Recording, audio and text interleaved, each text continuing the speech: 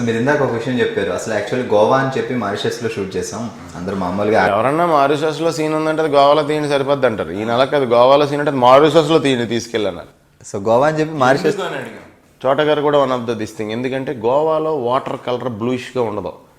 చూసేవాళ్ళకి see చూస్తున్నప్పుడు more bluish, more clear water కావాలి. Wow, I ఫీస్ట్లో ఉండాలి. అంత గురించి అని మనం సేమ్ థింగ్ చేస్తున్నాం, బట్ మారిషస్ వాటర్లో చేస్తాం. అంటే చాలా క్రిస్టల్ క్లియర్ వాటర్ అండి అక్కడ. అంటే సముద్రం మధ్యలో కూడా ఇలా చూస్తే 10 feet ఉంటుంది, వైట్ స్టోన్ లోపల, దాంట్లో ఆరెంజ్ మల్టీ కలర్ ఫిషెస్.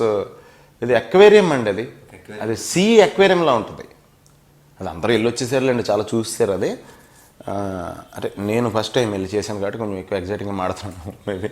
అంటే ఇక్కడ పాయింట్ ఏంటంటే కాంప్రమైజ్ కాని ప్రొడ్యూసర్ దిల్ రాజు గారు. ఎస్ మారిషస్ అని చెప్పి గోవా చూపించకుండా గోవా అని చెప్పి మారిషస్ చూపిస్తున్నారంటే సో ఆయనకి కథ మీద నచ్చేది. అదే ఎప్పుడు కమెడియన్గా ఉన్నారని చాలా బాగా ట్రీట్ చేశారండి, ఇలా వచ్చినా చాలా బాగా ట్రీట్ చేశారు. ఆ డిఫరెన్స్ నాకేం కనపడలేదు.